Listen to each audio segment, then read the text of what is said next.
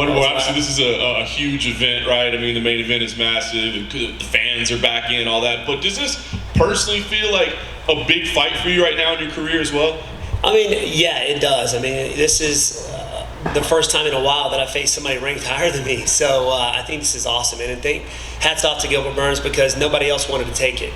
Gilbert Burns, after that loss with Usman, he's like, you know what? I'm going to give Steven his shot. So I think this is awesome. It's big for me because you never know, the next shot could be the title shot. I know they're talking about Colby Covington. Of course, I don't know why they're talking about Colby Covington, but Leon Edwards especially deserves the title. He's on a 9-fight winning streak. But with a good win over Gilbert Burns, it's got to put me at the top of the list for sure. Yeah, no question. When they mentioned the name Gilbert Burns, they just said a lot of respect for him stepping up. What do you think about him as a competitor and his, the style that he brings? He's tough cookie to crack for sure. I mean, he's good everywhere, kind of like preparing for Rory McDonald all over again. Good striking's, knock guys out, good wrestling, good jiu-jitsu. And it's funny, man, it was like, man, his jiu-jitsu's crazy. I'm like, yeah, I will never be as good as him in jiu-jitsu. I'm a brown belt, come on. But I'm confident in my takedown defense in order to keep this fight standing. And every fight starts on their feet. So he's tough, man. And I've gone back and watched a lot of his videos, and I know he's a smart guy, good athlete, so I know he's made some changes, but I'm willing to make those changes and adapt mid-fight if I have to. So this is what makes it fun for me, preparing for guys like this. I was going to ask, when people prepare for you, they always talk about the challenges, right? You know what I mean? Like, because obviously you offer such a unique style. So for you, are there people that are more difficult or troublesome to prepare for, or does your style not make it that's not true? I guess there are guys out there that are hard to prepare for. I mean, such as Gilbert Burns, because he can take the fight anywhere he wants, like Rory McDonald as well. A lot of these guys, good striking, good wrestling, he could take it wherever. Everybody knows what I'm going to do, right? So, but at some point in time, they always shoot for my legs, right? So it's kind of easy for me because I prepare everybody the same way. Start the fight standing. Eventually, they're going to try and shoot for my legs. Like Rory McDonald, he was trying those Imanari rolls. He tried it like 4 times, and I had a hunch he was going to try that. Do I think Gilbert Burns is that type of a guy to try that? I don't think so. I don't think he's more of a traditional wrestler, shooting for the double leg, single leg, things like that. So, which is why training with Chris Wyman, and of course having my wrestling coach Steve Deviney and Gianos and Coach Brian help me out for this camp, and has been tremendous.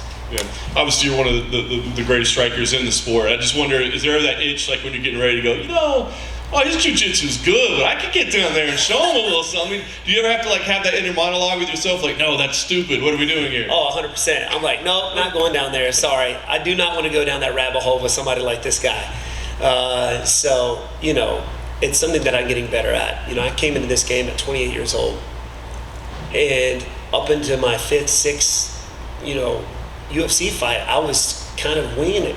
I was kind of learning on the fly of the wrestling and the jiu-jitsu. I'm blessed to be where I'm at right now at this point, but I'm getting better every day, and I feel like I've kind of honed in, what works for me.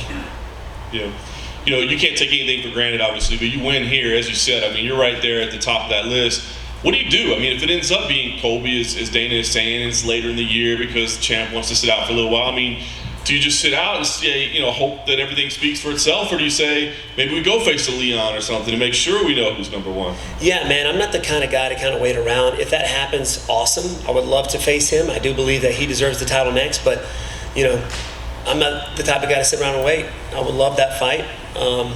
And, I mean, we never know. We got to see what happens if the Colby Covington and Usman fight does happen, and if there's a different champ then. So it's kind of hard to say at this point. What are we looking at over here, by the way? Are you walking in this thing, or? Oh, you're talking about my MMF robe. I just got that, actually. It was pretty cool. I didn't know I was getting this today. Yeah, my man Tim in Paradigm hooked me up with it. It was pretty dope. MMF robe, y'all. Hey, you earned the title, you know what I'm saying? You earned the title, you get this supported. So lastly for me, I mean, knowing this kind of everything that's on the line, I mean, do you have what is the mentality going in? I mean, as I said, you got a lot of respect for Gilbert. It's a dangerous guy. I mean, are you feeling like I got to go do something that catches the world's attention and makes fans demand me to be next, or can you not let yourself, add that? I feel like I don't have to do anything, man. Just do what I do. Moving in, as I get older, up in this sport, I've learned a lot of things, and in the beginning I was focused mostly on the title, just getting the title, just get the title. But then I'm more focused on just bettering myself, and as an athlete has helped me tremendously as well. Not having the fear of losing, not having the fear of getting knocked out. I've been there, done that, right? So in my last few fights, I felt like like you said, a little kind of free. I can just go out there and do my thing. And I think with that mindset, everything else will fall into place. Steven, to your left over here. Your left. I don't know if you've seen the stat that came out this week, but you're actually 17 of 19 in takedowns defended since your Matt Brown fight. Does knowing that kind of thing, give you confidence in what you've been doing against grapplers? I think so, man. It does give me confidence. I remember walking into that fight, the Matt Brown fight, and everybody thought I didn't have any wrestling skills because he was taking me down like crazy. But it wasn't that. I was first 30 seconds in that first round of that Matt Brown fight, I was spit. Terrible weight cut. I was cutting. Then we had no idea what we were doing when it came to the weight cut. I was walking around really heavy. So after that fight, my next fight, I decided to wrestle my opponent. And I remember after that fight, one of the guys in the UFC, I think it was Joe Silva, came to me and said, "You know what, Steven? It wasn't your wrestling that got you here." And that's all he said. I'm like, okay, I'm picking up what you're putting down, So the striking is what made me exciting, but is that all I'm working on? No, I'm constantly working on my jiu-jitsu and wrestling as well. So it's improved tremendously, having guys, like I said, like Chris Weidman. So it does give me confidence going into this fight. After seeing a non-title co-main event with Nate Diaz and Leon Edmonds at the last event, were you kind of hoping that you'd get the same thing here against Gilbert? I kind of didn't know where that was going. I think whatever Nate gets, wants, he gets at this point. So he wanted a 5-round fight. He got it. But, it doesn't matter how many rounds I go. I had 5.5 weeks to prepare for my last one. It was a 5-minute round fight. And we went non-stop the whole time, and I felt great. Give me 8 weeks, see what I can do. So, and this is only a 3-round fight, so this is awesome, man. I'm excited to step out there, especially in front of the fans now. My last fight, there were no fans, which was a pretty cool experience, but nothing like having fans there. In the past, you've been critical too of the side kicks to the knees. Saying, maybe they should be illegal, a little bit dangerous. Recently, we've seen down to knees become a little bit of a thing with Sterling's fight, obviously, and some others. Where do you stand on grounded knees to opponents? Grounded knees, like to the head or to the body or to the head. I don't know, man. I think you've seen that in a lot of organizations. Head kicks, which is weird, which is kind of opposite. Like they allow head kicks but no elbows, right? It's kind of weird. I don't know. I think it would cause for a quicker fight. And I think with the UFC being an entertainment industry, the knees to grounded opponents, I think it would end a lot of fights quickly, and I think more people want to see the fight. They want it to last, right? But yeah, going back to those side kicks to the knees, coming from somebody who's had, multiple knee surgeries, me being 38, and the majority of those kicks, like John Jones, most of his opponents have had knee surgeries and have been out for a year, 6 months to a year. So, yeah, man, I don't like to throw them. I'll probably never throw them. I've got them thrown on me, but it's never enough to me. Everybody's like, hey, man, you should throw side kicks. I love the side kick. I just feel like if I started side kicking people's knees, it would just be over too quickly, too. That's my jam. I love the side kick, but I never want to end somebody's career that way or, possibly do that. And lastly, for me, prediction on the main event. I'm sure you've been thinking about it. Oh, yeah, 100%, man. Obviously, the last fight, this is the trilogy. I think the person that had to do the most changing out of both of them is Conor McGregor. He's got to get back to his movement. He got back into that, he was into that boxing phase for a while and started standing there in front of somebody like Dustin Poirier. He's going to take advantage of it. So I believe Conor McGregor gets back to his movement, his old self. He's got the fight in the bag for sure. Best luck, Steven. Yes, sir. Thank you. Steven, Brandon. I don't know if you saw or heard, but Colby Covington did an interview, said that you don't deserve anything. He was confused why you still called yourself Wonderboy. You said you're a 40-year-old man who needs to retire and this and that. So what are is your response to that? Man, it's a nickname. Come on, bro. I've had this thing since I was 15, and calling myself Wonder Man is just weird. I don't know, Wonder Man just doesn't fit right.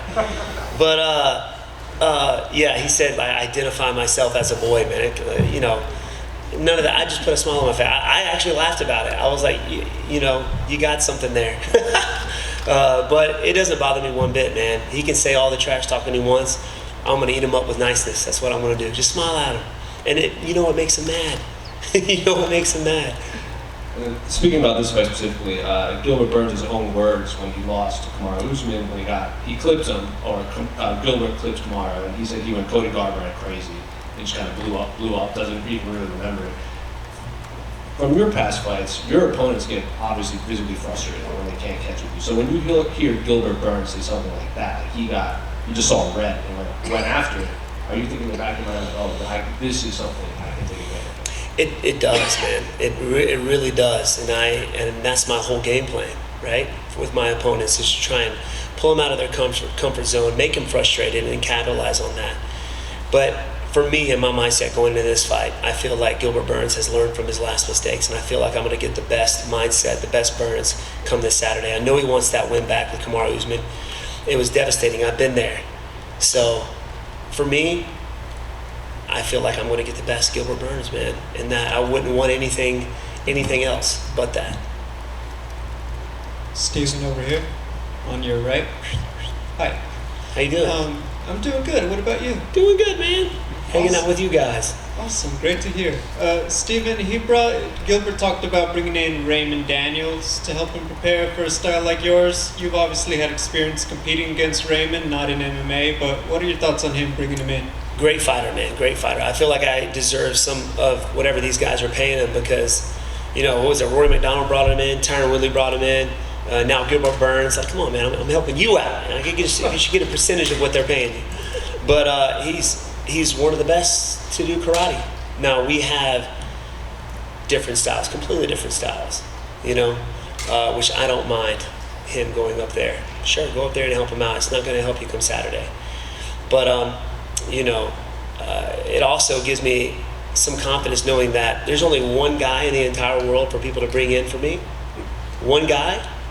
Like it tells you how difficult it is for my style to prepare for. And can he do it in 8 weeks? Can he make those changes? We'll see. Going on that a little bit, how do you feel Raymond has done in his MMA career? Because obviously, you guys compete a little bit, and now he's kind of doing his thing, obviously, in the other promotion, and just watching his growth. Awesome. The guy's awesome, man. The guy's such an athlete. He's so fast, man. He can close the gap so quickly. And the guy's like 40, 41, still moving like he does. Like, that inspires me too, man. I can do the same thing. So I think he's got a good career ahead of him. I know you're obviously focused. You got a lot to work on here at the UFC welterweight division, but when people bring up those fights, a rematch with you and him, MVP, what goes through your mind personally? I think it's cool. It goes to show that karate fighters are coming up. We're making some noise.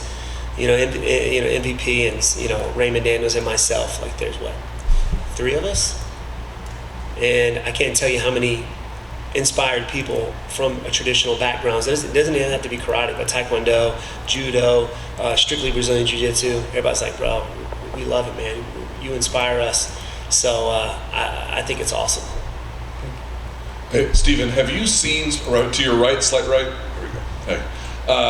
Speaking of Raymond Daniels, have you seen the Joseph Valtellini video, How to Beat Wonderboy Thompson, on YouTube? I have. Somebody sent it to me and I just saw little clips of it, but... It's not an attack video, but he just makes the case that the way in which he was able to defeat Raymond Daniels in kickboxing is something that enough fighters don't use in MMA. I wonder what you make of the claim. It was mostly has to do with pressure and leg kicks for sure, to slow the movement down.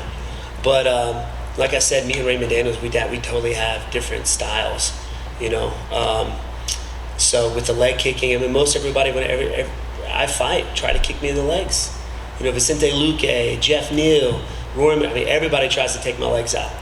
And, I just have a way that I can maneuver and, block or evade those kicks. It's impossible to evade all of them, but that goes through that conditioning process you put yourself through when you get into this game. Taking those leg kicks from Chris Weidman, so he kicks so hard he breaks his own leg.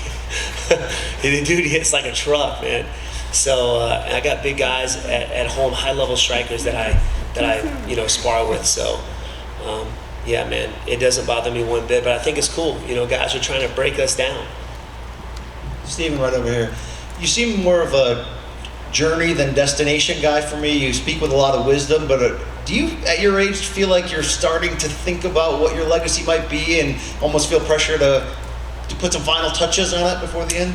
Not at all, man, because as much as I'm growing right now and evolving in this game and getting better, like I feel like I'm 25 years old. I feel great, man. My body feels good. My mindset is right. In my earlier days, like I said, I was more focused on just getting the title. And a lot of people who just focus on that aren't willing to do what it takes to get there. So, after my losses, after me getting knocked out, your mindset changes a little bit. It's more on bettering yourself, like I said, more on improving yourself. And with that kind of mindset and doing that, putting in the work and doing that, everything, like I said, will fall into place. That title will come. What would you say is your secret for longevity, being that you're at an age that is uncommon in this division to be this elite at this point? Yeah, I was kind of upset because for this fight, my medicals were tremendous. Like I have to do so much more stuff because I'm 38. I'm like, come on, man. I don't remember doing half the stuff a year ago that I'm doing now to be able to get this fight. You're close to a prostate check, bro. I know. Not prepared for that. But I think for me, it's, big thing for people who aren't in MMA. It's definitely staying healthy, man. I live a healthy lifestyle. I train every day. I teach the kids class. I think they also have a crazy amount of energy they give to you and help you keep you young. But in training, man, it's training smart. I've been to a lot of places where you step on the mat, you're fending for your life. And that's not a fun place to train. People lose their jaws, their chins, not in the fight, but in the gym. So we train smart. My dad, my pops have been training guys since, man, he's been fighting since the 70s, been training guys since the early 80s, and he knows how to do it. But, and take some time off, man. You gotta take some time off. Give yourself ample time to heal up, get your massage, get your chiropractic care, get your, whatever it is to make you feel good, go do it. Have you a spa day or two. But it helps, man. And I think my style plays a lot in my longevity as well. I don't like getting hit. I don't know if anybody who does, but there's a lot of styles out there. It looks like the guy likes to get hit. And my movement and things like that definitely help evade or glance heavy shots off. My last fight, I had a big gash, but didn't take a whole lot of head trauma. So I've been knocked out once my entire career. Hopefully we keep it that way. But that's my life, man. When you're as elite as you are, you have to be a perfectionist. So I know you're on top of everything. Do the Woodley fights eat at you in either a positive or negative way with this many years apart that you can either use for good, or does it, eat away at you as a competitor? To be honest, I don't even think about it. I don't even think about it. It's just one of those things. I learned from it at the time. And in those losses, it's like, why did I lose? Of course, that goes through your head, and you figure out what happened, and then you don't dwell on it. You just move forward. You go back and fix those mistakes that you made. And I don't think about it. I thought about getting knocked out. Why did that happen? Why did I not see that punch coming? And made those changes. And sometimes it's one of those things that you can't even think about, like Chris Weidman's break. Like, why did that happen? 1 in a million chance that happens to a guy that's happened 3 times in the UFC, and it's happened to him twice. It's been a part of 2 of them. You can't make sense of it. So why sit there and dwell on it, Whatever happens, happens, and you got to move forward. Stay positive, man. And I keep a good set of people around me to keep me focused and to slap me around when I'm not. Steven, I got you here. Local guy, no prostate questions from me. You kind of alluded to it a bit ago, but the fact that you get a chance to fight in front of fans and to be part of a monumental card here in Las Vegas, the very first UFC fight post-COVID, full capacity. I guess your thoughts on that? Epic, man. Epic. Yeah, I've had that experience of fighting without fans. It's pretty cool. But stepping out there with an arena with thousands of people cheering for you or booing you, there's nothing like it. Nothing like it, man. And it definitely gives you the energy to go out there and perform way better than what you thought you can perform, As soon as those gates close, it's just like, I don't hear the fans anymore. It's strictly my opponent, but that walk out and that walking from win or lose makes it all worth it. Makes it all worth it. The fact that it's here in Las Vegas. I mean, the fact that, the UFC hasn't had a fight with full capacity fans here in over a year. let's go, man. Everybody asks me, like, how do you get on these sick cards? I'm like, I have no idea. I was at UFC 205 in Madison Square Garden, one of the most epic cards of all time. And now this one, man, and they're Conor cards. Conor has a way with fans and just hyping a fight up and just giving it the energy it needs to be just one of the best cards, man. But not just him, but the epic people that are fighting on that card. Myself, Gilbert Burns, Ryan Hall, Sean O'Malley, all these guys make it an epic card. Thanks very much, guys. Is that it? All right, guys. Thank you.